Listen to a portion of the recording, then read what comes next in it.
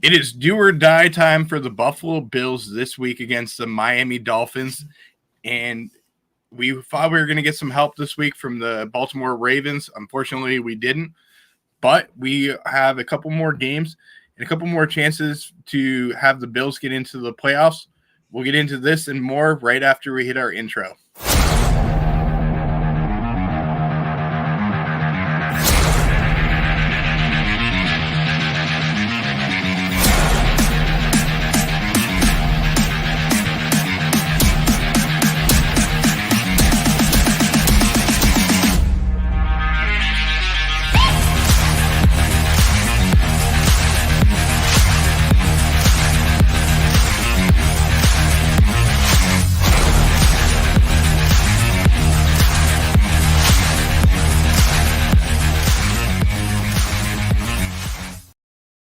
What is up, Bills Mafia? Welcome back to another edition of the Red, White, and Rufus. I almost said the Go Bills podcast, but you know what channel we're on. We are on Nickel City Mafia, where our family business is football. And tonight, joining me is my buddy, Sean Kula, and I noticed something behind him that is a pretty cool thing that he got in the mail. I'm hoping he got it yesterday, but he probably didn't. But I got it yesterday. He got it yesterday, same time as me. He got his. He only lives about 3 hours from the stadium, but he got his yesterday. I got mine yesterday. And they're pretty cool items that we got. And a shout out to Nickel City Mafia for sending them over to us, and Jake from Nickel City Mafia. But Sean, show the viewers that what you have there. That is a Dawson Knox autograph. Yes, sir. So that was a pretty cool win that you got there, and you were able to answer all the questions on the holiday trivia show that we had on the Nickel City Mafia a few weeks ago, and you were able to get that one.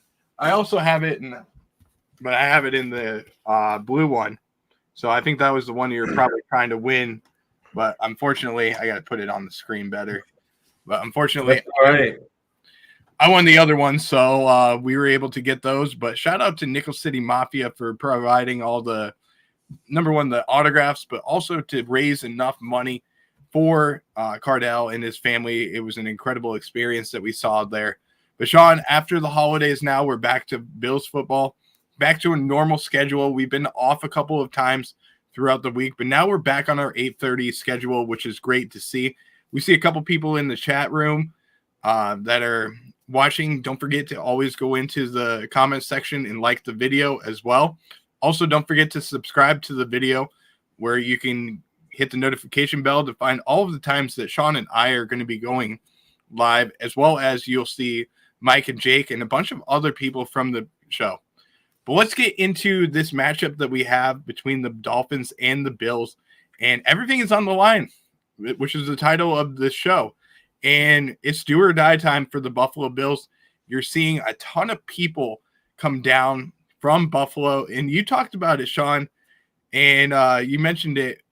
I don't know how Bills Mafia is able to take off so much time from work, but it's crazy to see the amount of people coming down for this. And I know that right now it's about 52% of the polls are saying that they're going to be Bills fans. So it's a Bills Mafia takeover, and it's incredible to see. Yeah, I don't know how they get those numbers, but hey, it's fun to say, I guess. But they will be showing out. I don't know if it's going to be 52%, but we'll probably have at least 20, 30K there. At least, so that'll be pretty good. I mean, I still don't know. If Jake ever comes in the chat, I'll have to ask him, because he's in Buffalo all the time. Obviously, he lives there. So I don't know. I don't know the deal, because, you know, there's someone who does a podcast for Buffalo Rumbling. She's went to 60 games in a row, apparently. I'm just like, where the heck did you get all that time, free time and money to just go to every single game away and home? So it's just, I know we do it differently in Buffalo. So I guess it's not surprising, but I still like to know who their bosses are and how they're able to get off work all the time. Yeah, I completely agree. We have Battlehawk Superfan coming in the chat saying he's nervous, fellas, and I completely agree. My nerves are shot. You know, we talked about it before the show, and I was questionable to make it today, and I'm pulling through. But I got to give a little shout out to my buddy Sean. He always talks me through, gets me back onto the track, and makes sure that I get into the spirit of getting back into the game. So a little shout out to you, man. But let's talk about this matchup. And there's a lot of similarities, number one, between the Bills and this Dolphins team. And we have two high-power offenses going up against each other, two defenses that are starting to pick it up. But I want to get into one of the biggest things that we are going to see, which is going to be a pretty healthy, number one, Bills roster that we're going to face for the team against the Miami Dolphins. Yeah, well, as Mad Chatter, or I can't call him Battlehawk Superfan. Mad Chatter's just easier. So Mad Chatter over here, Fournette in. That'll be interesting to see. So I'm sure Murray will come down. So it'll be good to see the run game going. I think our roster matches up pretty good against theirs. I can't say why. It's just they're that team that we produce well against, whether we're good and they're good or bad and bad, it don't matter. We always seem to produce against them. Even the games we lost, that that game with Charles Clay, if he just caught the ball, that's a touchdown, game over. And the other game we lost last year, we had 500 yards of offense. So we even in losses, we do fare quite well. But this game's going to come down to trench warfare, and our trenches are healthy, and theirs is not. So that's going to be a big tell in the game. Yeah, speaking of healthy and unhealthy players this week, we did get an injury scare. Not really a scare, but it was more of a illness that we saw from Mitch Morse. And I want to provide an update to Bills Mafia so that you're not worried about Mitch coming into the game. Mitch will be playing in the game, which is going to be great to see. No major injuries for the Buffalo Bills. We'll see what happens as far as the inactives, but I expect everybody to be a full go this week, which is incredible. Yeah, we had to battle that all year with injury, and then now other teams are getting injured in the home stretch, and we're getting healthy, and that's what it matters most. So it don't matter if we don't win, though. If we lose this game and we're knocked out of the playoffs, it doesn't matter that we got healthy at the right time. It'll be a big waste, and other teams that aren't better than us will make the playoffs. So I can't let that happen. Yeah, I completely agree, Sean.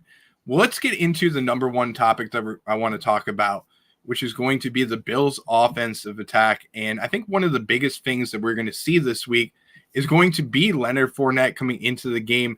And we've started to see a little bit of a decline in production from Latavius Murray, and we're starting to see, number one, that he's slowing down a little bit, but he's also, his pass blocking has been a little bit questionable coming into the last few games. So bringing in Leonard Fournette is going to be a major hit for the Buffalo Bills, and he can help, number one, in the pass protection, but he can also help in the run game. So, Sean, I want to talk about adding some fresh legs into the running back room and how that could be a focal point in how the Bills can win this game against the Miami Dolphins. Well, it always helps. It's a new look, too. They didn't play against Fournette last time, so, and he, like you mentioned, he's got fresh legs, so, he won't be the featured back, but he could come in a pinch and get a big carry or get a first down that Murray hasn't been able to get, or in the red zone. He could be a good red zone threat, which he's been his whole career. So it'll definitely keep them on their toes. And as Matt Chatter said, a 1-2 punch. We control our own destiny, period. Absolutely, Big Al. Absolutely. But yeah, that would be good, getting Fournette involved a little bit. We should run the ball. We're not a run 50-50 team, so I still like to see this pass the ball more. I mean, we've been running more than we're passing lately the last three or 4 weeks. So let's go back to being who we are as a football team instead of sticking to, let's just run the ball 60% of the time and hopefully we win, because it looks like that you don't trust your quarterback, who's a top 3 quarterback in the league, to get the job done when you do that. So. Yeah, I completely agree with you there. I think that the main thing that the Bills need to do this week is, number one, get the running backs involved, but also set up the play action game and be able to take deep shots and get in the one-on-one coverage between the matchup that's going to be the toughest one for the Bills on offense, which is going to be Stephon Diggs going up against Jalen Ramsey. And Sean, we've talked about it a lot lately, and the decline of number one, Stephon Diggs in production. I wouldn't say that he's declined as a player overall, but just his production has declined. And the amount of snaps, I don't know if you saw this though, Sean, his amount of snaps that he's had on the field has dwindled down the stretch. And this is something it's kind of, it happens towards the end of the season every single time that he's been with the Buffalo Bills. And I'm not really worried. I think that this is going to be a game where you're going to see Diggs get involved. We saw earlier in the week, and I wish I could show the film, but we don't have permission to do that. But there's a play where Diggs and Allen hooked up in practice, and it was a beautiful one-handed catch in the back of the end zone from Stephon Diggs. And that magic, we're going to need to see that this week. So we got to take advantage of the one-on-one coverages that we're going to see against Jalen Ramsey, who's kind of been towards the tail, I would say toward the tail end of his career as far as how he's playing. He's not the elite Jalen Ramsey that we normally see. He's making some mistakes, and you can capitalize on those mistakes. Yeah, and also Vic Fangio doesn't really change up his defense, so I don't think we're going to get Ramsey on Diggs all the time. He's not going to follow him around. He'll stay put unless Fangio does seem to change it, but he didn't even do it last time when it was Kohu getting cooked. He left them how their defense is supposed to be ran. So I don't see him doing it, changing anything, at week 18, and he hasn't changed it all season. So with that being said, we can move Diggs around and get him in favorable matchups. And they'll probably put Ramsey on Gabe Davis, and then, they got one of the safeties over the top. But, they're well-coached defense, and minus last week, they were doing pretty good the last few weeks since Ramsey's back. But even if it is Diggs on Ramsey, Diggs seems to step up to the occasion, even against always when we played good corners. When we played the Saints, he did well against Marshawn Lattimore, who was a great corner. You got Jalen Ramsey, Sauce Gardner. He always can do anything on anybody. So regardless, I think Diggs will be okay. And also, too, we're running more, so he's not on the field as much. And a couple times the last few weeks, Allen just underthrew or overthrew Diggs on plays where he was wide open. So I get his production has been down, but if a couple of those, a couple of those passes went, he's a 1,500-yard receiver again with double-digit touchdowns again, like he's been every year he's been with us. So, it's concerning, but I'm not completely worried about it. It's just, Brady has it turns him on to run the ball all the time. That's his thing. That's what gets him going. Seems like he's not a passing guy. He's like living in the college and the high school, play calling era. And that's just not the type of team we are. Yeah. I'll always stand by it. We're a pass first team. We're not going to, there's no way Josh should be passing less than, 22 times a game. He should always be right around 25 plus. Because that's just why we have him. He's a great quarterback. He's an elite quarterback. And Cook's a great runner too. But right. We shouldn't be just focusing on running all the time. We can't be a one-dimensional team. That's the biggest thing on offense. We need to be able to, number one, utilize our running backs, but also be able to utilize their number one weapon. And I like the way that the Bills have talked about Stephon Diggs' production, and both Joe Brady and Sean McDermott have come under and said pretty much that they need to get him the ball. That's what really needs to happen. So I want to give a little comment here from Alan Podger coming in, saying that I just hope they hit the open receivers and not force the ball to anybody. And I completely agree with that comment too. That's a very good point from Alan. And I want to mention another thing that's going to be going on soon. We are in the works of doing a new show that's going to be a lot of fun for you guys. And I want to mention it because I think it's going to be great. And we're going to try and get everybody's parents coming on the show and the fathers coming on, talking about the good old days. And we're going to try and have my father, hopefully Jake's and Sean. We would love to have your father on as well. Oh, hey, he won't be coming. Which would be cool. But we'll also have a couple others that would be coming on the show too. So that would be a lot of fun. But I can't wait for that. Yeah, definitely good. But let's get back into this, Sean, and we got a couple more offensive topics that we have to talk about. And one of them comes under with a lot of Bills Mafia this week showing some heat at the offensive line. And I want to give you some opportunities to speak about it because you know what, man, you're an offensive line guy. You love talking about it. You do your show every single week and you go on your channel. And if you haven't watched the show, the offensive line film that you do and the points that you make about PFF and stuff like that, that's very important. And I think more people need to watch it. So I want you to give the offensive line the benefit of the doubt and explain to the viewers, number one, why they have been playing very well, and two, how they can perform better this week against the Miami Dolphins. Well, I'll start by saying I'm by no means the best in the world or an expert, but or anything. I just been around the game for a long time. I love the position. I study it. There's a lot I still have to learn. There's a lot I would love to learn too, but and I say this with as much respect as I can to football fans in general, not just Bills fans. When you watch a game on TV and you see Josh running, people that don't understand the game to a certain level automatically assume it's a negative of the offensive line. And what I mean by that is, and I mentioned it, I was on a friend's show yesterday arguing with a Dolphins fan. When offensive line is pass blocking and they have their men and they're blocking and they're winning their rep, and then Josh sees a receiver who sees receivers aren't open, Josh is going to run to try to force a scramble drill with his receivers. So when he runs, people automatically assume that he's flustered. The offensive line can't block. There's pressure everywhere. When in all reality, he's trying to make something happen out of nothing. And again, where are your eyes, Brett? I'm looking at the game right now. I'm looking at they're in the front of your head, right? No, I'm looking at the score of the Houston Texans. I'm trying to hammer home a point about no, I know what you're saying. I'm just joking. They have eyes in the back of their head.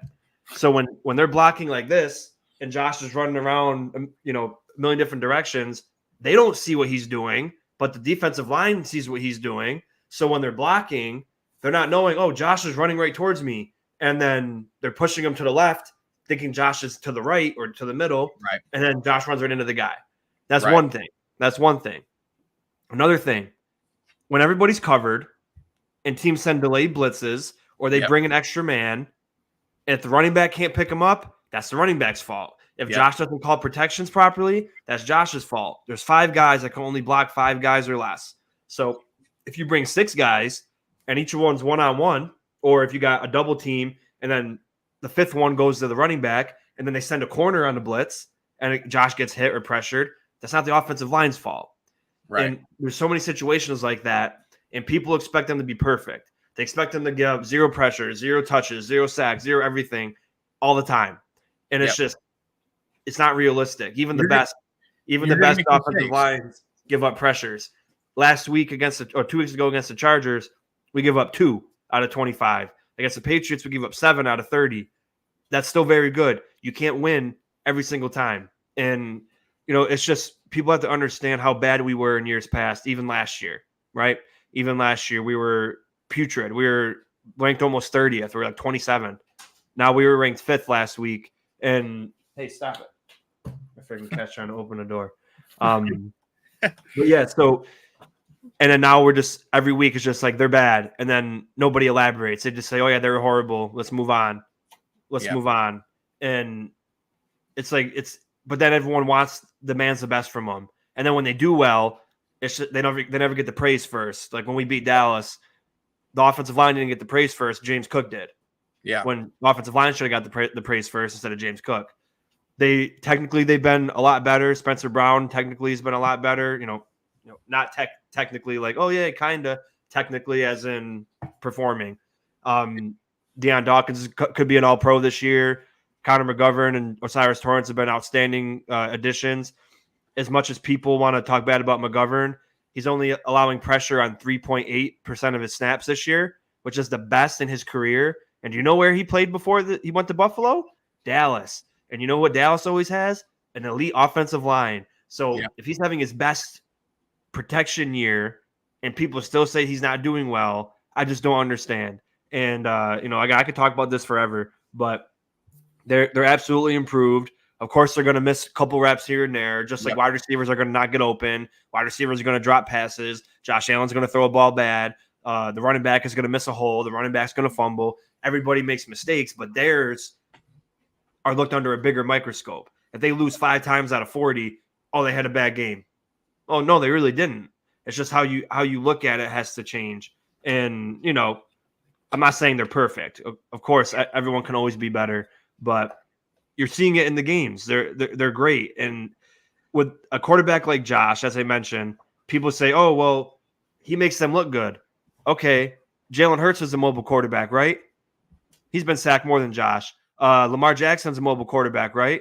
He's been sacked more than Josh. Oh, Patrick Mahomes and Dak Prescott are mobile quarterbacks, right? They've been sacked more than Josh. Josh is the least sacked quarterback. He's the third least pressured quarterback. So what that tells me is he's not under pressure all the time like everybody claims. He's not having people in his face every time he makes a throw. This is just people that just talk. They don't understand, and they just try to cover up Josh's mistakes. Right. It's not all about Josh getting pressure 24/7, and that's what people like to claim.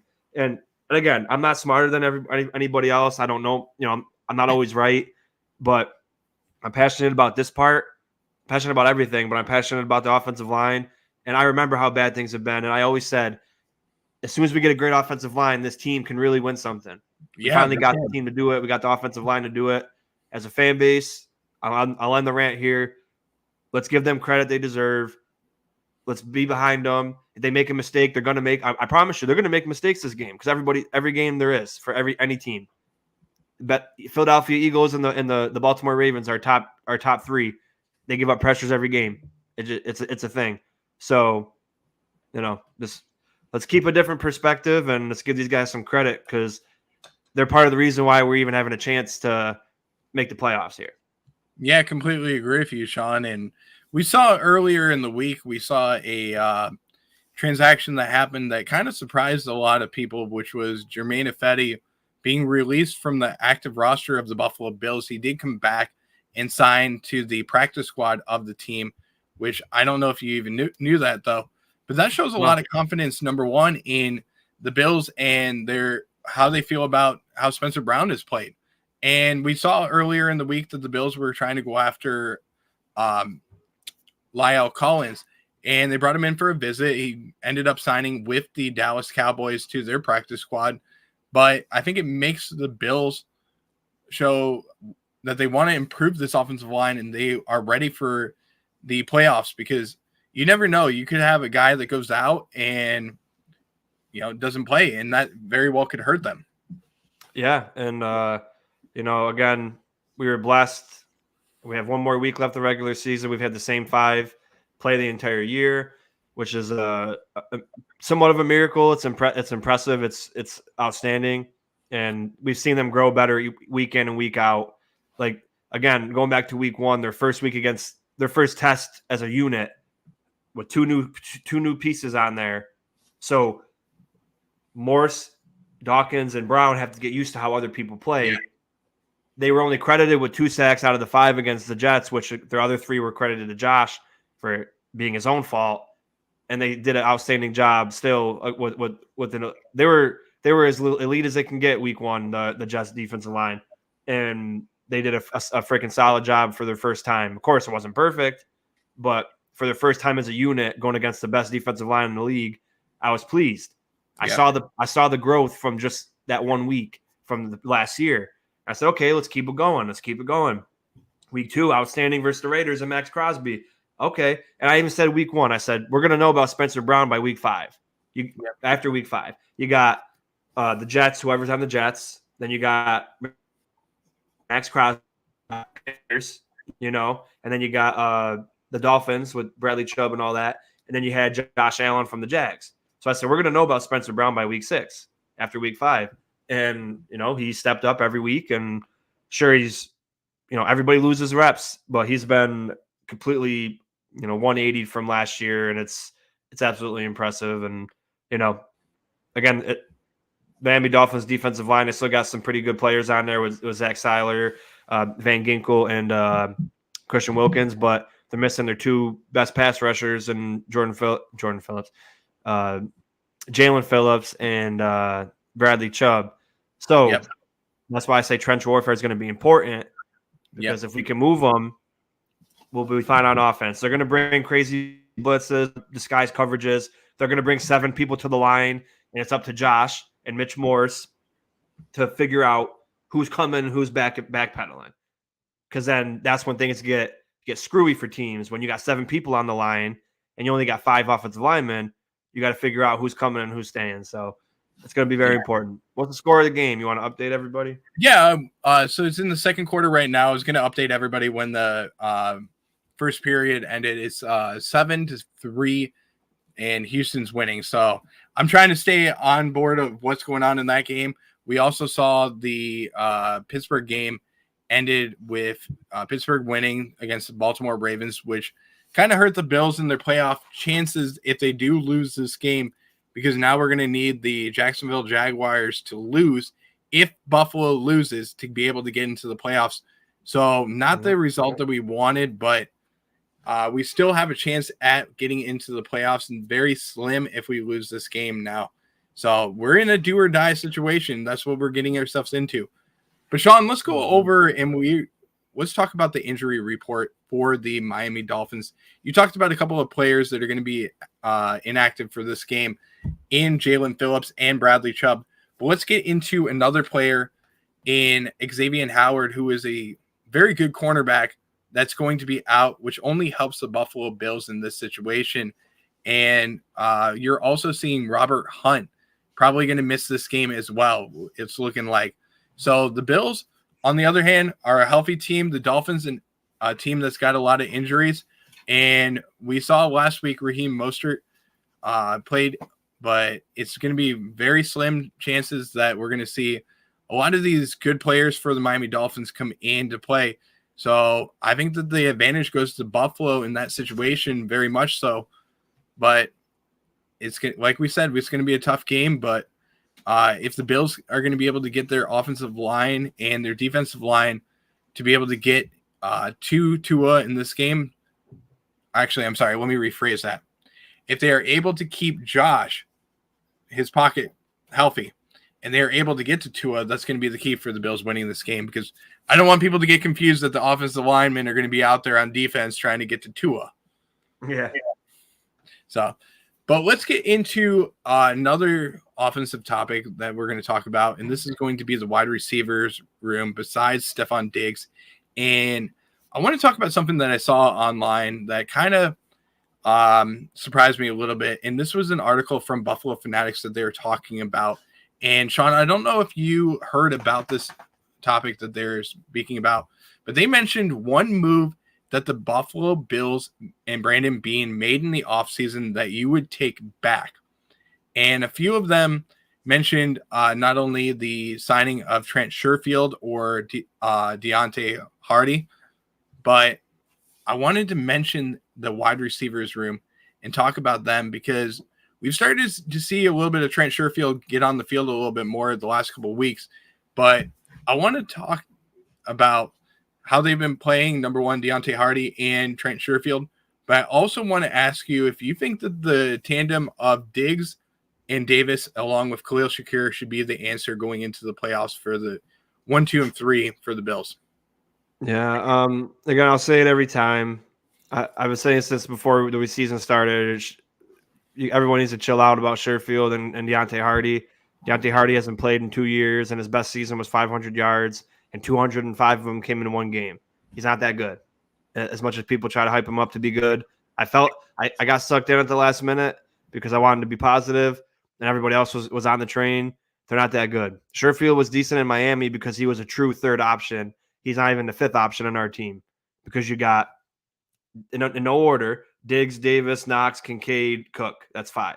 So he's not even the fifth option in our offense. So whoever's coordinating is not going to kowtow to 6th and 7th options like Hardy and Sherfield. They're going to be an afterthought, and if they're involved, they might get 1 or 2 catches, here or there. You're not going to build your playbook around irrelevant people, So It doesn't matter if Hardy's fast. It doesn't matter that Sherfield's this. They're going to focus on Cook, Kincaid, Knox, and Diggs and Davis. And that's just a fact. People need to understand that. Like they were never going to be anything for us. They were just filling a roster spot, right?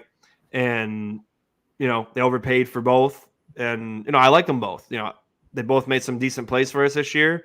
It's just I didn't expect them to be anything more than they were. And so I don't care. I mean, they're fine. They did exactly what I thought they would. Not really impact the team at all. But I agree with you with Shakir and Davis and Diggs. Davis, yards aside, completely inconsistent. There's no reason a number 2 wide receiver should have 5 or 6 games with goose eggs for stat lines. It's absolutely absurd. So yeah, sure, he has a couple big games, but look at any other wide receiver 2 in the NFL and count how many times they've had 0 catches this year. I guarantee you, Davis has the most. So more than likely. Yep, inconsistent. Shakir's good. Just like last year, because I'm pretty sure it was you that brought it up last year. His catch percentage, or his separation. It was his separation percentage was the highest in the league last year, and he got the least amount of targets. And same thing there. He's always seeming to separate. So why don't we look to him more? And again, it seemed like this year from week 1, Josh wasn't the same because he was prematurely deciding where he was going to throw the ball before the play even happened, where he never did that before. Little things like that I noticed that wasn't like him. And I even had to think, like, did he ever do that? Because I really don't remember him doing that. So I think, thinking that he has to get everybody involved instead of just throwing it, like Alan said, throw to whoever's open, kind of like made him struggle. And now, it's kind of, we got to work on that in the offseason. But Shakir, get him going. And I want to talk about something else, too. I've been seeing it everywhere. People complaining about 12 personnel usage while Dawson Knox has been back. First of all, we've still been running 12 personnel when Dawson Knox wasn't here. Yeah. We still ran 11 personnel. We still ran everything we normally run. And then when Dawson Knox comes back, everybody says, oh, well, now Kincaid's not getting involved as much. Okay, well, let's look at it. The Dallas game, we threw the ball 15 times, and Kincaid dropped 2 of them. Yep. We hardly passed in the Chargers game, and Kincaid dropped a couple. And Dawson Knox is still a weapon. Everyone forgets what he's done for this team, touchdown-wise and reception-wise. He made some big plays for us, big first downs in his career. So why would you not want to have 2 weapons on the field that can do something for you? And I don't know how to pronounce his last name, but a guy named Kevin from a different outlet, he mentioned that in the 12 personnel usage, the Bills are ranked 3rd in efficiency passing the football. And everyone's been saying, oh, we don't, our passing game has been bad since Knox has been back in 12 personnel. Let's stop doing 12 personnel. Like, this is just what I mean. People cling to particles in the air and they stick to it. And it's just like, okay, yeah, well, get Dawson Knox off the field. He's not that good. Well, he is good. It's just he's not the issue of why we're not moving, scoring. It's like we're still the 3rd most efficient team using 12 personnel and passing the football. So chill out, Bills Mafia. Dawson Knox is a weapon still. And when he scores touchdowns or gets big catches, we're going to remember. And again, he played the whole year with a messed up wrist. He had to get surgery on. So yeah, he was dropping a couple passes. But Kincaid has dropped wide open passes. Diggs has dropped wide open passes. And Davis sure as hell drops wide open passes. So are we going to take Diggs off the field because he drops passes? Are we going to get out of 11 personnel and take Diggs off the field because he dropped passes? No. So utilize all your weapons. Get as many weapons as you can on the field. I want Kincaid, Knox, Shakir, Diggs, Davis, always on the field, those 5.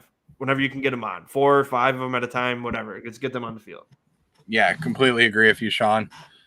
I mean, I'd love to get them on the field a little bit more. I'm going to adjust this real quick. Hopefully that's a little better. But I'm trying to adjust my microphone a little bit, trying to see if that sounds a little better.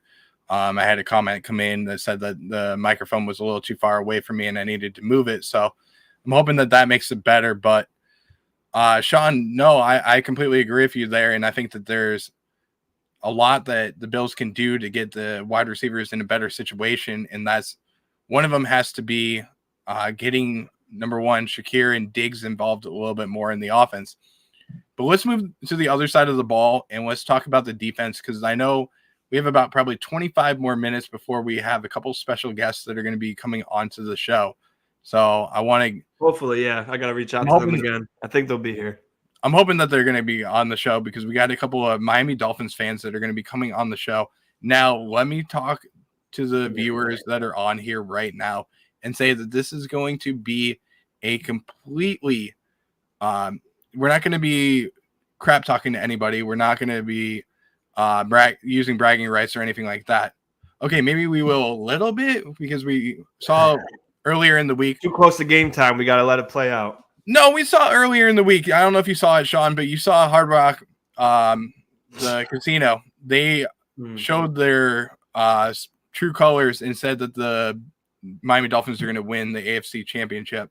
I saw that. And so they're already declaring them the champions. But we might be bragging a little bit, but let's try and keep it, guys, PG-13, maybe a little bit less than that on them. So let's not try and show our true colors now, but let's talk about the defensive side of the ball, though, Sean, and let's talk about the defensive line. And we've seen the last couple of weeks how well this defensive line has been playing, and I think that this team is coming together quite a bit more on defense. But, Sean, let's talk to the viewers about this defensive line and how they can get to Tua and rattle him and take maybe a few opportunities for them to get some defensive plays where guys like Rasul Douglas and even Christian Benford could come up with a pick, but it's going to have to start with the defensive line. Right. Real quick though, can you text me the link to the show? I'm going to send it to him, and he's going to put it in their group chat so they all can come on eventually. But just when you get a chance, just send it over to my phone. Yeah, no worries. I'll put it in the private chat. I'll send it to my cell phone so I can text it to him. But yeah, our defensive line has been great this year. Even with Von Miller being out for most of the year and then not playing well, and then AJ missing some time, and Oliver missed a game. And Oliver's played like an All-Pro this year. He got snubbed for the Pro Bowl. But I'll be if he doesn't get a second-team All-Pro at least. And then this is a type of game. The edge pressure isn't as important as interior pressure because they purposely get the ball out very fast. So the edges aren't going to have as much time to disrupt anything as much as the D tackle would, so Tua can't step up in the pocket. He's going to want to throw to the middle of the field. You have to try to force him to throw outside the numbers. That's huge. Of course, you're still going to try to rush the passer, but you want to keep contained mostly, and then the defensive tackles push the line of scrimmage, and then you can get stuff done like we did last time. Disrupt their throwing lanes, knock the receivers off the line of scrimmage so they can't do their timing routes. It's a very it's a complex offense and very detailed. And it is, once you deviate from that plan, it's hard for them to bounce back, just like they did against us the first time, or like they did against Baltimore, or they did against the Chiefs or the Eagles. So it's very important to get interior pressure. And Ed Oliver's been great. Daquan Jones is back. He played 28 snaps last week, which he was playing 28 snaps in week 1 and 2. So he's basically back up to a full workload. And then, Poona Ford might not be elevated this week. I don't know what they're going to decide to do, but those two are very important. Tim Stettle's been playing decent, so it's going to be very important for them to get interior pressure. Completely agree, Sean. I mean, I think it's going to have to come down to the Bills getting interior pressure to number one, take away the offensive weapons that they have in the running game. And we've seen Raheem Mostert is leading the league in rushing touchdowns, 18 of them this season. But we need to see more from the Bills and to be able to create third and longs for Tua. And then the Bills are going to need to utilize the blitzing package that we've seen over the last couple of weeks to get to him and rattle him and get the ball out of his hands a little sooner than he wants to. But if the Bills are able to do this, then I think that they're going to be able to win this game.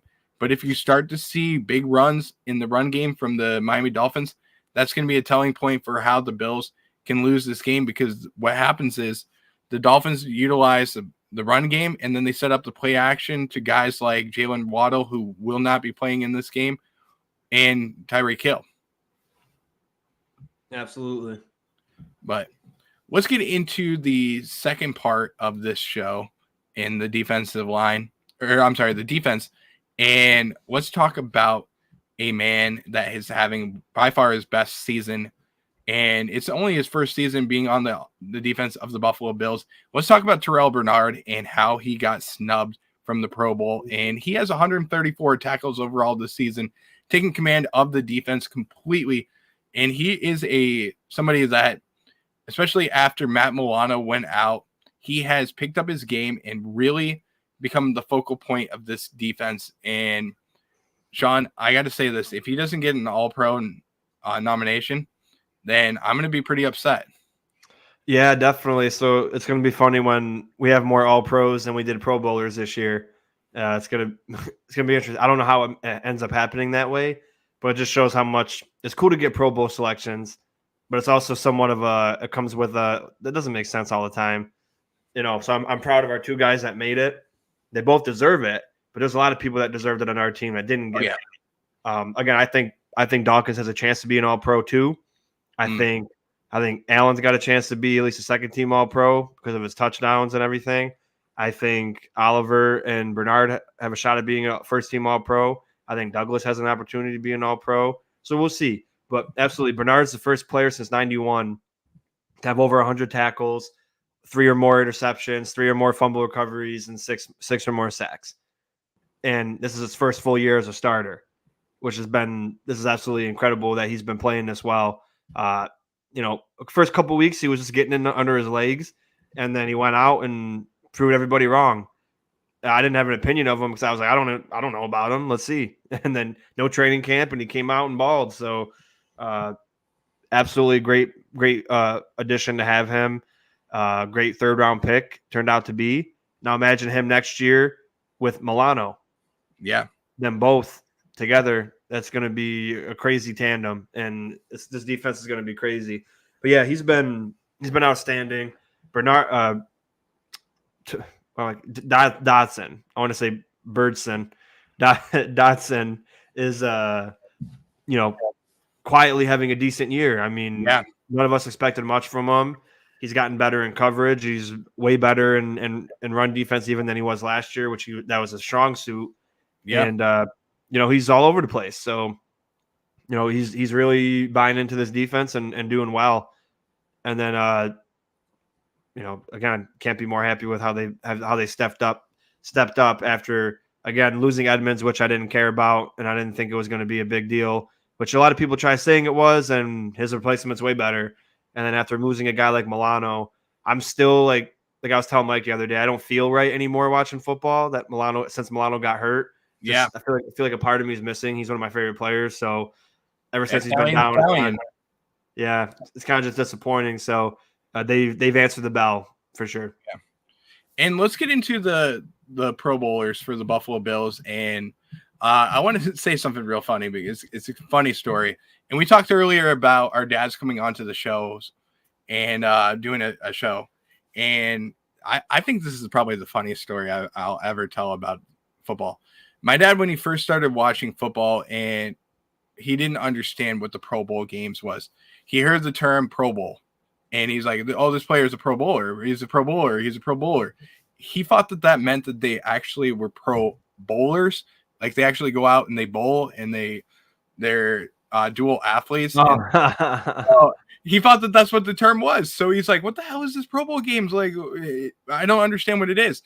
So then he finally, like after 2 or 3 years of watching the game, he finally understood that it wasn't about the actually being bowlers and hitting strikes the whole entire time. But he's like, hey, listen, these 350-pound offensive linemen, they're incredible people, and they can actually bowl, and they probably bowl better than I ever do. So it's just a funny story about it. But let's talk about the Pro Bowlers, and 2 big names that are not in the Pro Bowl roster right now that are first alternates are going to be Josh Allen and Stephon Diggs. The 2 Pro Bowlers that made it in for the Buffalo Bills are going to be Deion Dawkins and James Cook. Both are going to be in the games in Orlando, Florida, which is about 2 hours away from where I am. Second team alternates are going to be Mitch Morse and Leonard Floyd. Third team alternate is Dalton Kincaid and Ed Oliver. Fifth alternate is tight end Dawson Knox. So 7 alternates for the Buffalo Bills overall, and 2 people that are going to be in the Pro Bowl for the Bills. So we'll see what happens, but I don't expect any of them to go to the Pro Bowl because the Buffalo Bills are going to the Super Bowl rather than going to the Pro Bowl. That'd be nice. We'll see. I like what Matt Chatter says. Bernard's great, but I don't expect anyone else to know who he is, and that's a good point because he's came off the scene this year, so a lot of people might not be talking about him. So maybe next year he'll get the respect, and that's a pretty good point. But I think for All Pro, he should get at least a second team look. Yeah. But yeah, also one of our first guests she asked for the link. Miss Finns might be coming on soon. And then a couple guys from the Finns tailgate. So as they all got the link. As they start rolling in, we can ask them a few questions. I can't go super long on the show because we did get a snowstorm.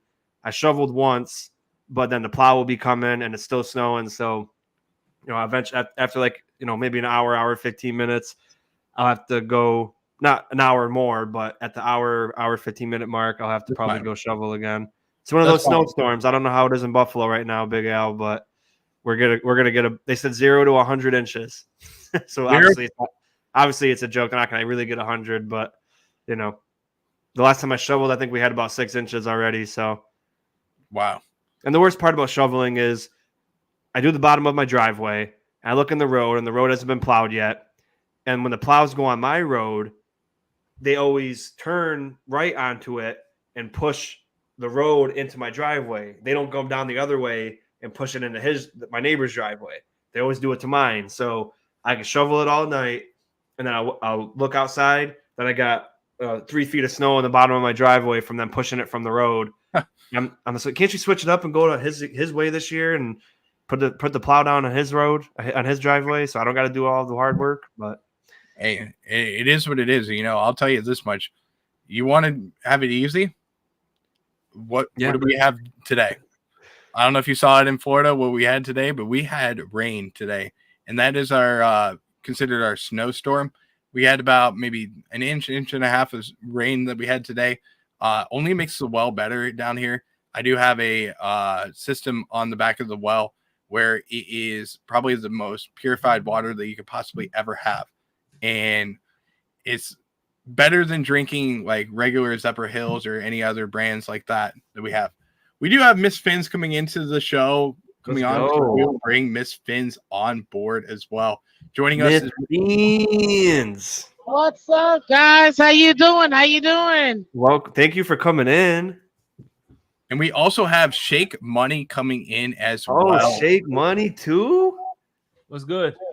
What's good, guys? How you doing? Oh, she's partying. Look at that. Oh, yeah. You got to start the drinking now before the actual party begins because you never know what's going to happen. She's starting to drink early because she knows that the Buffalo Bills are going to win the championship. Shake's got a cigar coming out? You guys must be dreaming. Where are you at, Miss Finns? Where are you at? I'm at Shenanigans over here in Fort Lauderdale. They're having a free. Nice. This meeting Beautiful. Shake, how you living, my friend? I'm doing good. How about you, man? Good. Appreciate you tuning in or coming in, actually. Yeah, I'm going to be at the game tomorrow as well. Nice. Oh, you're going to end up going? I thought you were trying to sell your ticket. Huh? I thought you were going to get the day off or something. I was just talking trash. Oh, okay, good. You're not a night game person? No. I hear you. No, because what happened was I'm on another channel called Fanatic Fury Fam. Oh, that's right. And my man, the guy do Pialucci, he got passes for the Orange, and he's gonna be tailgating there, and he's probably the reason I ain't gonna sell the ticket because I'm gonna be barbecuing with him. So that's a fun time. That's awesome. Not to mention I called off Monday, so I'm good to go. There you go. Miss Finns. So, Miss Finns, I'm going to ask you this real quick. I know you're talking to some people on here and everything. You are muted right now, but I do want you have somebody that you're with right now. I want to ask you. So, I want to ask who you're with. I want to ask them for a score prediction of who's going to win the game. Miami Dolphins super fan right over here. Love it. What's up? Let's see the score prediction. What's the score prediction? What's your score prediction? They're asking. 30-33 Dolphins. He says Ooh, I like that. That's a 30-33 good score. Dolphins. Okay. I like that. It's I gonna like be a that. nail biter. Okay. 30-33 Dolphins. Win. How about you, Miss Fins? Nah, I'll give you that later. We're gonna kick the ball like we did in Dallas. We're gonna win the game. We're gonna have the ball out. We're going to have the ball out. That's what I'm talking about. Okay. All right. Okay. Sounds good. Thank you. Love it. Appreciate Big it. Money, what's your prediction though, buddy? Oh man. I'm gonna say. Of course, I'm gonna say Miami. About the same 24 20. 24-20. Good Okay. score. It's gonna be a close one, man. And you know, it's funny, Shake. I was like, I had this thought. I picked Pittsburgh to win in my, you know how you guys do your insomnia picks. We do weekly picks on Wednesdays as well. I had Pittsburgh winning, but in my mind, I was like, you know, maybe we'll get some help today. But then at the same time, I was like, it's a perfect Bills situation where it's either get the 2 seed or you miss the playoffs. Bills up. Let's go. Look at that. She's having a good old time.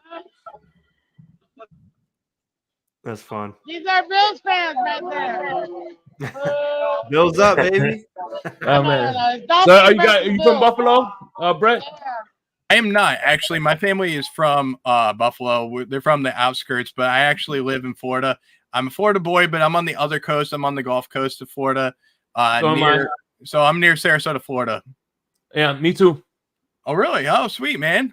You guys should link up and do a pod We one gotta of these reach out for days. sure. Yeah, I'm in the Charlotte, What's Port wrong Charlotte with area, you and your around that area. parents, sir? Oh, What's sweet. I know wrong with exactly you where and you your are. parents? He's a Like, Florida how boy are too, you? Miss Fins. A Florida boy. And a Florida Bills boy, fan. but I'm What's not a wrong with Dolphins you? fan. As a matter of fact, there's a bar in Port Charlotte. In Port Charlotte, there's a Bills bar in Port Charlotte. So I actually went to Moondoggie. It's another one that's in Sarasota. It's up towards the Gulf Gate area. So if you're ever in the area and you can check out like by Siesta Key, it's over there. You're allowed to smoke inside and everything. It's actually a guy that rents out the space and is pretty damn cool. I'll tell you that. But he's a Bills guy. Free hot dogs throughout the whole entire game. Also, you get free popcorn too, which is pretty cool. And free's good for me. Yeah, exactly. And they do a lot of raffles as well. So Love it. Miss Fins, give us the key to victory that you guys are going to have to achieve to take down the Buffalo Bills. Well, when we take off the Buffalo Bills, it'll be because of this. Number one, we're gonna establish the run early. And we're gonna keep it throughout the game. Number two, we're gonna contain Josh Allen. Let him Okay. beat us with his arm. Because we know when he scrambles, he extends plays. Mhm. So we're gonna go after him. And keep him in the pocket, let him make mistakes, because when he starts throwing the ball a lot, he makes mistakes. He will be your downfall. And to be honest with you, Tua Tagovailoa, the best quarterback in the league, is going to have a phenomenal MVP level kind of game. Okay, it's So going to be we're going to destroy interesting. you. It's going to be Mhm. She loves saying Josh Allen's going to be the downfall. That's her favorite saying. He's going to be your downfall. But it's true, though. He is your greatest weapon and your biggest weakness is Josh He's going to be Allen. our upfall Yeah. because we're going to go up. And to be fair, Tua is the same thing for us. yeah. Yeah, it's a double-edged sword, I guess, right? So let me say this though, guys. I'm going to say Josh Allen has played like crap the last couple of games. Okay. He understands the pressure of this moment and he plays better in primetime games. So let's just talk about this part of it and say that what happens usually between Josh Allen and Tua. Tua's been playing pretty good lately. Josh Allen's been playing like crap. Could be a different type of Josh Allen that we see, and we've seen him miss some pretty big throws over the last couple of weeks.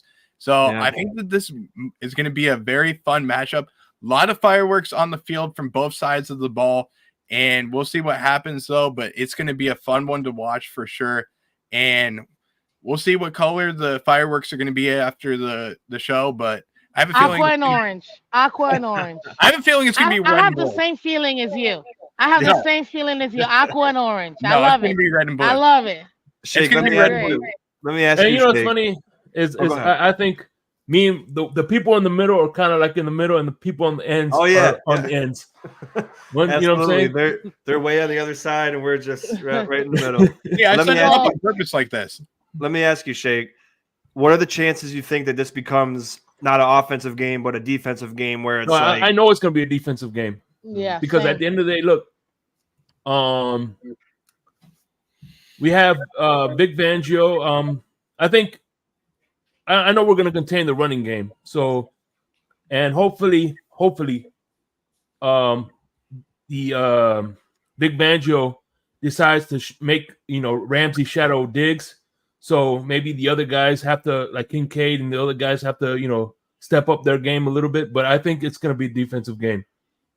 Yeah, it's I'm so torn on the Fins. First of all, if you're in the chat, go subscribe to Miss Fins. Go subscribe to the Fins Tailgate. Yeah. Some of the best people in the world, and definitely the best Dolphins people in the world. So go show them some love. They're nothing but great people over there. Do awesome work. Like I said, they get me through the workday too. And it's incredible to have them on here. I'm glad to get them on here. And I was thinking about this game defensively too, and I was just, it's either going to be 21-20 or like a 30-plus game for both teams. And I'm stuck in the middle of what I think is going to happen. But, even with injuries on your defense, you still got players like Van Ginkel, Zach Seiler, and Christian Wilkins. And again, Jalen Ramsey, even if he's not, on Diggs, he's going to be a factor in this game. And I think Javon Holland will have could have a bounce back week. Is there any worry, even though you're missing a couple of your best players, or do you think that these guys on defense are going to step up and make up for it? Well, we have the guy we got from the Chargers. What I'm talking about, Miss Vince? The guy we picked up from the Chargers. He was on our team last year. Elliott. No, not Deshaun Elliott. The edge from Martin. No. Melvin Ingram. Melvin Ingram, yeah. Melvin Ingram. He historically does good against the Bills. He's a Bill killer. And Agba, hopefully he's active this time, and look, he's probably not going to be with the team next year, so he's going to want to put good tape for his next team next year. Right. Is there any word on who was it? Is Mostert good to go for sure? Or is he still game time decision? I mean, I haven't heard anything negative between Waddle and Mostert. I know a lot of people are saying that Waddle's going to be out of the game. He looked pretty good this week in practice, which is a good sign. So I believe they're both game time decisions, but I don't see them not playing this game. I mean, if you really take a look at it, this is the momentum game that's going to get you the momentum into the playoffs, because we're already guaranteed to play next week. Right. So now what we're playing for is just seeding. That's it. So you have to put in your best team forward, and I do foresee both of them playing. But if one of them might be out, I think at most it might be Mostert over Waddle. I really do think that Waddle's going to be playing this game. Yeah. And what's funny is we actually, the one thing that worries me, the one liability, the one bad apple that we have is literally Apple. Yeah. Yeah, he's he runs his mouth a lot too. So it's like you at least got to be able to back it up, but he, I wasn't an Apple fan when he was on Cincinnati, so no. It'll be nice to hopefully we could beat him a little bit. I wasn't a fan of him when he was on the Giants. I forgot he was on the Giants too. But no, totally forgot. I do have a question for both Shake Money and Miss Fins. And this is one that Sean, I don't know if you're even aware of it, but I always keep track of who's going to be the referee for the game. And we've kind of seen a lot of things happen throughout the season with a lot of referees getting involved in the game a little bit too much. And Sean, I don't know if you know who the referee this week is going to be. It's Alex Kemp, who throws the most flags to the visiting team in the NFL. So I want to talk to Miss Fins and Shake Money about the advantage of having a guy like Alex Kemp out there on the field to be calling a lot of flags against the Buffalo Bills. So I'll start with Shake Money and ask him what are his thoughts on Alex Kemp being out there. I think it's bullcrap. At the end of the day, it may be our favorite, but look, at the end of the day, I want it to be fair and square, because at the end of the day, that same thing that won us the game may cost us a game in the future. So at the end of the day, we got to be, I think we have to call it down the middle 100%, because like I said, the same thing that's going to help us might bite us in the ass in the future. So I don't like that at one bit. You know what I mean? Yeah, I want to take away the excuses. I want to be there and R11 beat JAR11 straight up. Yeah. I'm with you, Shake, too. I know the question was for Miss Fins, but she's out. She must have lost connection. I hate when things aren't called the same, because then it's always going to upset someone. So if we got 6 flags and you guys got 5, and we got called for a holding and you guys didn't, it's just all that's going to be talked about. I just want it to be team on team and not really much about referees and officials. If it's something egregious, call it. If it's just people getting aggressive with each other, let these guys play. This is fighting for a division crown. They're gonna get handsy. They're gonna get physical. Don't just call everything in the world because you're a referee. If it's egregious, call it and be fair about it. Don't just, like Shake said, I don't want the Dolphins to get called for holding and then we get away with holding. I want everything to be fair. So then it's just team versus team, and there's no discrepancy. So hopefully this guy, I know it's for 16 weeks so far, he's always called more on a visiting team, but hopefully it doesn't end up like that. Yeah, like I said, that's the best type of victory to have is, hey, we beat you straight up. Yep. And by the way, tomorrow at the tailgate, I agree 100%. I got this bad boy, Buffalo Trace. Oh, the Buffalo Trace, yeah. I'm gonna be opening this tomorrow at the tailgate. Sounds good. Nice. Are you going to try any mafia sauce? That's a big Absolutely. question. This is your question. What's mafia sauce? It's like pretty much like a cinnamon. It's like a fireball, pretty much.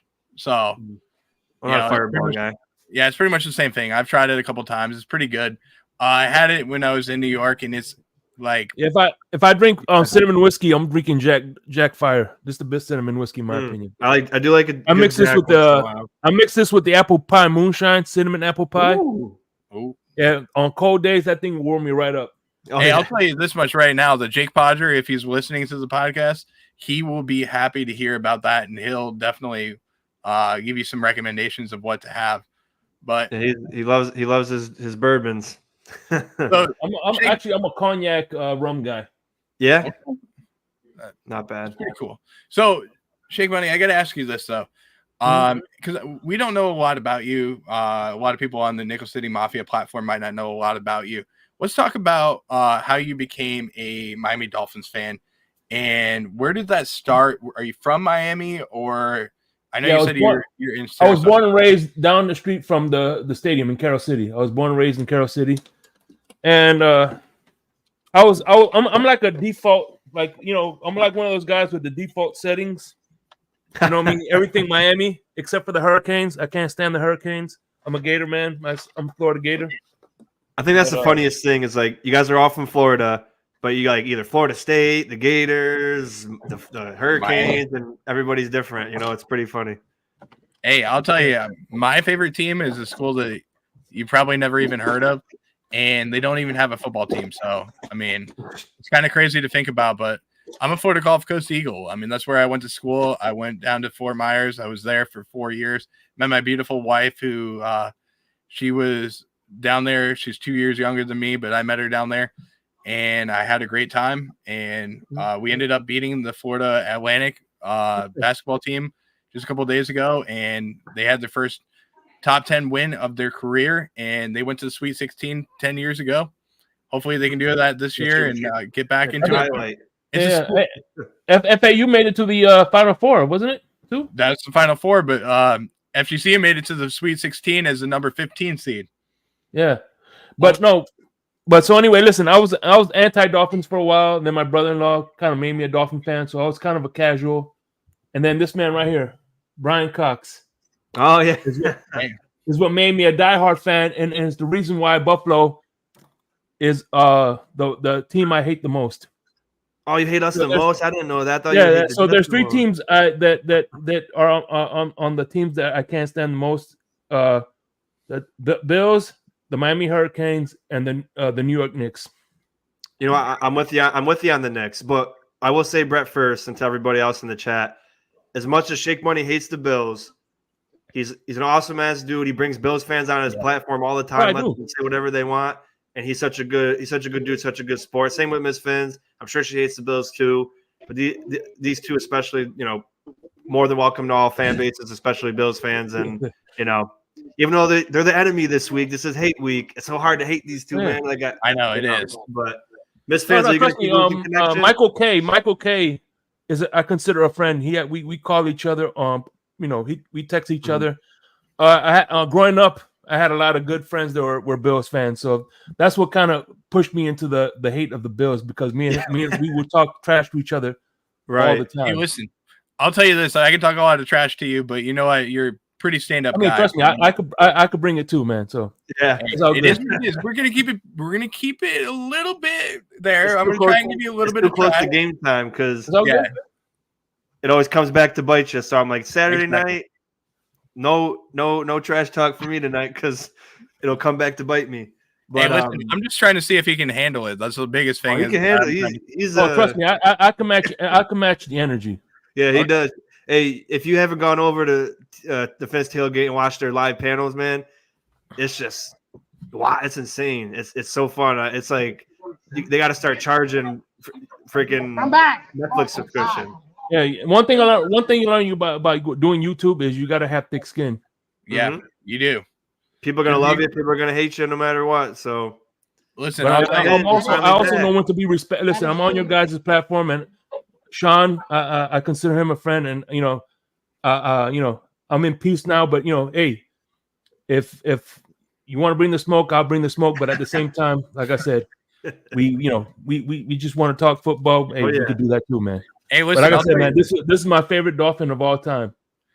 I'll keep it classy for you, Shake Money. Here's what I'm going to do. Okay, the Bills end up winning the game. I will send you a cigar as tribute. Okay, for the Bills winning. Just so that you can smoke that cigar throughout the whole entire offseason, okay? For both of you. If the Dolphins win, I'll send you, and you got to do the same thing. All right, sounds good. I'll make it happen. I gotta ask you both because I know you guys love teasing me about this. What's the first thing that comes to your mind when you see this? The curse. The trophy case. The curse. Yeah, I got the same trophy case as Buffalo right in my house. I had to get it. You guys hear me? Yeah, I can hear you. Can you guys hear me? Okay, perfect. Sorry, it just man, the connection. By the way, shout out to Bills fan CA, man. Much appreciate you, man. Love you. Oh yeah, absolutely. Yeah. He's a real one too. No, I would say as far as the Bills Dolphins tomorrow, you guys have a tall order. Even though I know people are coming out. And this one's for Battlehawk right here. There you go. You guys are gonna have a tough time. I don't think it's gonna be a gimme game. And I know absolutely not. It's gonna be a gimme game. No, it's gonna be tough. But this is for the division, and I think both teams are gonna put out their best players. Yeah. May the best team win. Whoever wins this game is gonna lead the division. They're gonna be the champions, and that'll be the Miami Dolphins. So congratulations to us. Oh, Miss Fizz. Who's gonna clip that it's one? Gonna be tough. It's gonna be tough. So I love that. Miss Finns, let me ask you this though, okay? And I'll ask the same thing to Shake Money. So we saw earlier in the week, we saw that number one, the Hard Rock Casino, they lit up the guitar and it said that the Miami Dolphins were AFC East champions. So I'm going to say that might be a little bit bad juju on your part for doing that because it's going to piss off a lot of Bills Mafia because of that. So I'm just going to say play that? That's right. Do the fans play or the players play? That's true. So is the NFL cursed? That's the biggest question I have to ask you both. Well, listen, we both have a curse on our heads right now. No, you guys have the Madden curse, and we have the Hard Knocks curse. So we both, we're both. It kind of evens each other out. Yeah. So is the NFL rigged? That's the next question. Yes. She goes yes immediately. I mean, everybody keeps telling me, so I just no longer fight. I just say no. Well, no, I don't think so, but some people do. We're gonna know if it's rigged this year if Pat Mahomes wins the Super Bowl again. That's how we'll know if it's rigged, if they go and win the Super Bowl. That's when you know it'll be rigged. But I'll Yeah. tell you this. It might be rigged too if somehow, some way, the Browns make the Yeah. Super Bowl too. If the Browns make the Super Bowl, I'm sorry. Rigged. With Joe Flacco, man. That's absolutely rigged.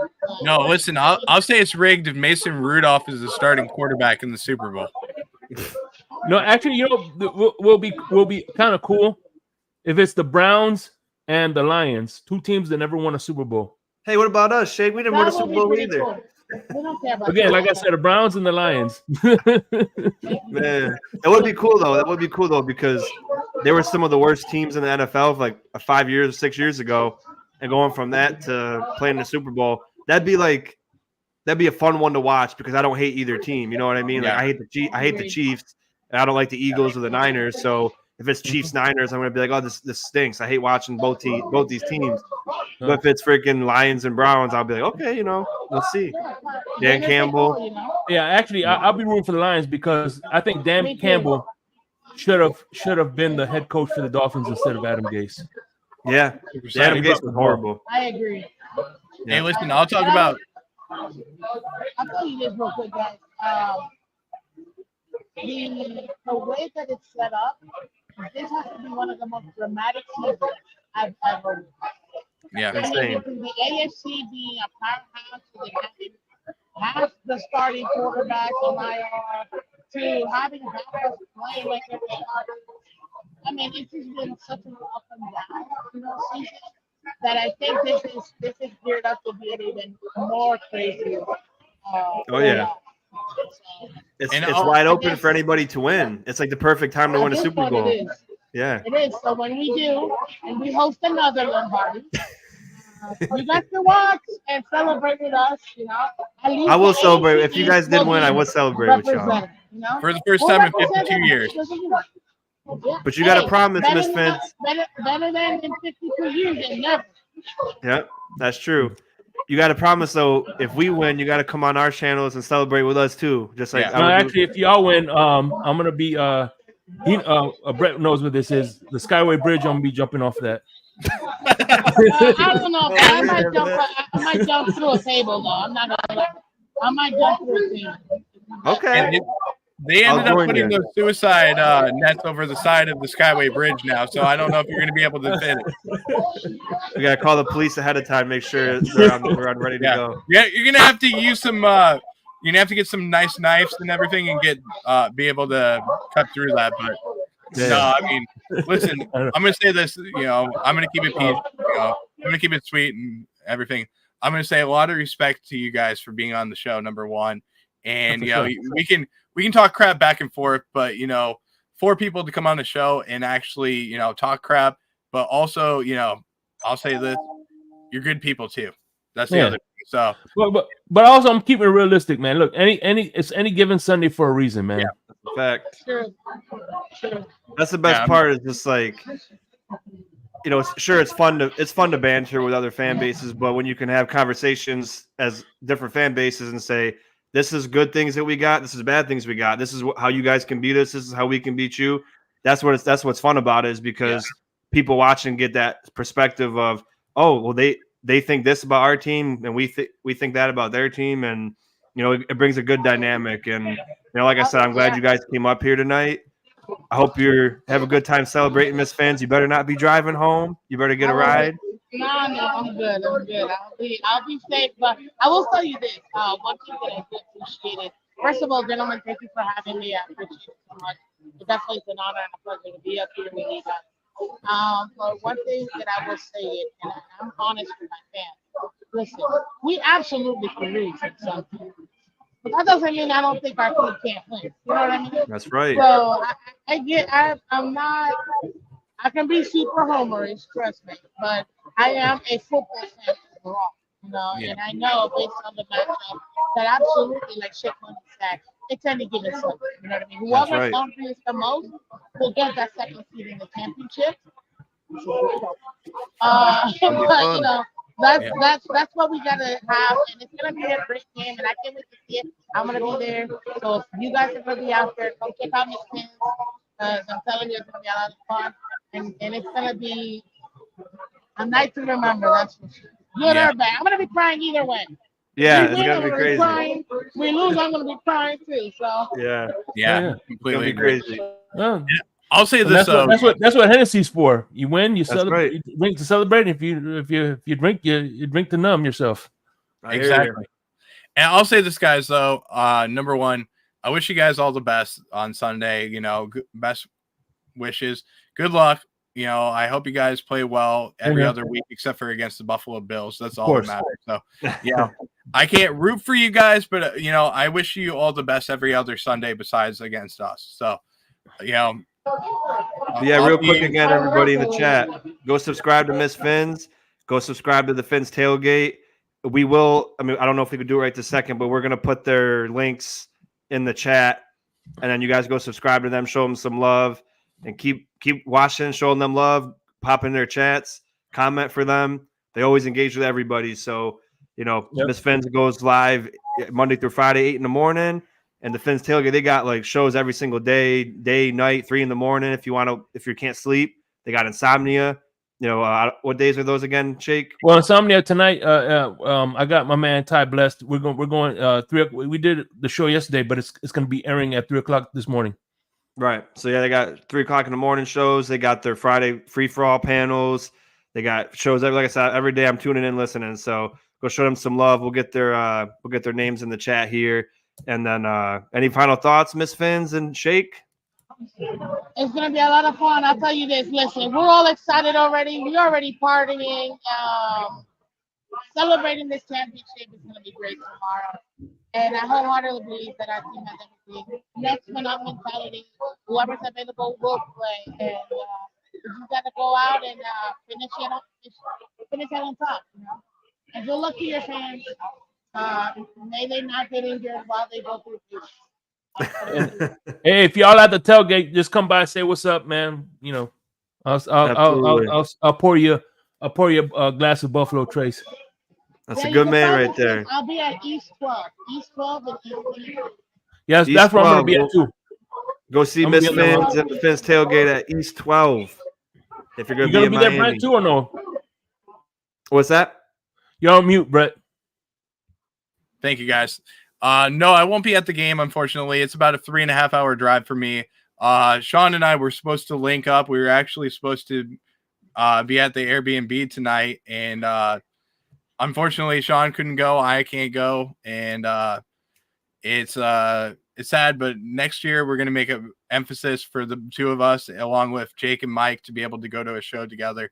So that's Well, on we're gonna do our group at a home game, but I for sure gotta go to Miami next year. My wife wants to go too, so we will be in Miami, and Brett's gonna be there anyway because he lives there, so he's gonna get a ticket to that game, and then we'll come link up and we'll have a good time, and we'll take some Buffalo Trace to the face, Yeah, and then we'll watch a good game. But for sure. and yeah, also, I'm gonna be going to I'm gonna be going to a Buffalo. I don't know if it's this year or the following year, but next year or the following. I'm definitely gonna go to a Buffalo game because I'm a part of and on Facebook. It's called the Dolphins Den, and the CEO, his name is Tory Day. He lives in Buffalo, nice. and he's a Dolphin fan.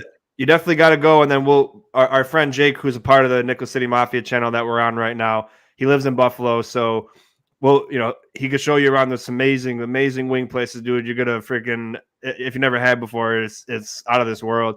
And then we'll turn him into a Bills fan. Don't worry about it. Yeah, I don't know if that's possible, but we could try. The wings of I'm telling you, the wings are tempting. They make anyone want to turn over. So yeah.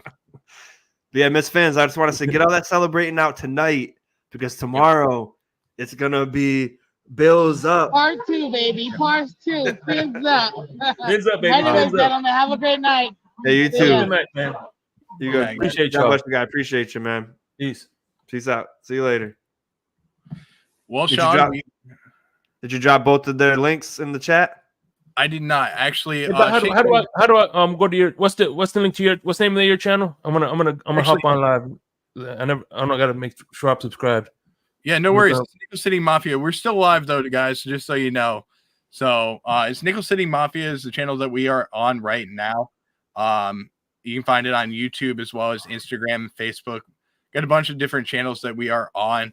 But you can also find Sean and I. Sean's on Red, White, and Bills. I'm on Go Bills podcast. So if you want to, you're more than welcome to join those shows. But I will definitely be putting the your link in the chat below as well. And as soon as we are done, I'll put it in the description too. So, All right. Shake Money, really do appreciate you for coming on. For sure, man. I appreciate you for having me, by the way. Thank you. Yeah, Of course. Hey, no problem, even guys. if it's not Dolphins week, we go every Saturday on Nickel City Mafia too. So yeah. anytime you want to Sure. jump on and say what's up, just let me know. All right, and same here, let us Brett. know, yeah. Anytime you want to come on, let me know as well. As a matter of fact, we should. I'll have you guys on this Wednesday, the Smoke Lounge. After win or loss, we'll have you on. For sure, man. Let's I do it. appreciate that. All right, so No worries, all right, man. guys, be easy. All right, man. Take care. See ya, man. Well, Sean, we had I'm going to start it like this. I'm going to say a civil conversation with two Dolphins fans, which is incredible. But I want to end the show. I know we're going over a little bit, but I want to end the show real quick. We didn't get to the keys to the game, but I want to go real quick, give our keys to the game for the Buffalo Bills and how we can come out with a victory. So let's do 2 keys for the offense, 2 keys for the defense, and then we'll wrap up the show and get you on your way, man.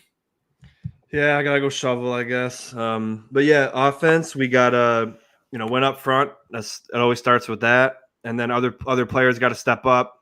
I mean, even Diggs, everybody's got to step up and do their job, do something. This is a high stakes game. Everything's going to be on the line. I don't expect the Jags to lose, and maybe it's a good thing they don't, because if we don't win this game, maybe we didn't deserve to be in the playoffs in general this year. Yep. After we, shot ourselves in the foot against the Patriots, 12 men on the field. If we won one of those games, the 12 men on the field game, we would have clinched last week. So, if we don't win, maybe it's for the best. I don't know how I'd make it through the year without making the playoffs, but they have a high stakes game they need to perform. And defensively, don't get fooled by the motions and all the window dressing they put. Do what we did the first time, stick to your lanes and your assignments, and be physical, as well as throw off their rhythm and their timing offense, and we'll be able to have a decent game. It's going to be tough no matter what way you slice it. And they always said in the Army, there's plan A, but plan A never works. So always be ready for plan B, because as soon as the bullets start flying, plan A goes out the window. So we're going to have to be ready for anything. Hey, listen, when plan A is on the table pretty much, and when it comes to the Army and everything, and then I start to see the bullets flying at me, I pretty much turn around and drop my drawers and run like a little girl. It's pretty much how it is. I'm going to be honest with you. Okay, Sean, that's pretty much how it is. But for me in this matchup, it comes down to 2 keys for the Bills on offense. It comes down to, number 1, getting Stephon Diggs involved in this game. They're going to have to do that, especially often and early. And then number 2, it comes down to not committing a lot of penalties throughout all 3 aspects of the game. We're going to have to play complementary, sound football on every single aspect. On defense, it comes down to just stopping the run. That's the biggest thing that we're going to have to see, is get the Dolphins into 3rd and long situations. And then we're going to have to do a good job on defense, covering Tyreek Hill. And if Jalen Waddle is playing, covering him as well. They're going to have to do a great job of not getting beat on big plays. So eliminate the big plays, create 3rd and longs, and then capitalize when there is situations where there's tip passes and stuff like that. You're going to have to come up with some big plays from the defense, and that's what I'm going to want to see for the Bills. But I want to give a quick shout out real quick to Finn's Tailgate, as well as Miss Finn's, for coming onto the show. We really do appreciate them for being on. If they are still listening, hopefully they don't take the keys to the game over to Mike McDaniel and make sure that he listens to that. But if they do, hey, it happens. It's not the first time that we've seen in our division that a team cheats, and that could very well happen again. So, but no, all kidding aside, really do appreciate them for being on the show. It's always great to see them. Don't forget to like, subscribe, and follow the Nickel City Mafia. You can find them on YouTube as well as on Instagram and Facebook. You can find Sean from the Red, White, and Bills on Instagram and YouTube as well. Click on over to his channel and drop a nickel on his subscribe button as well. You can find myself on the Go Bills podcast, and you can find me on Instagram and Facebook mostly, but I'm trying to get onto the other sites. But you can also find all of the upcoming shows that we are doing on my channel and my I can't even think of the word, my website, gobillspodcast.com. You can click on over to that, and you can see all of the shows that we will have throughout the whole entire week. Greatly appreciate you, Sean, for being on. I appreciate you for also being one of my brothers, as well as one of the best co-hosts that I can have. And it's been a long season, man. And I want to give you all the flowers, man, because you kept this show going every single week. We got a couple more weeks. Don't get me wrong. We're going to be back for more, but we will see you next week for another edition of the Red, White, and Ruthless. Let's go out of this game with a win. Let's get a big W, become the number 2 seed next week, and we can face one of these teams that is going to have a backup quarterback, most likely starting. Do have a couple comments that can't come in real quick. I do want to get to them real quick with Trek Reviewer coming in saying cut Cam, as well as hi, y'all. Appreciate him for coming on.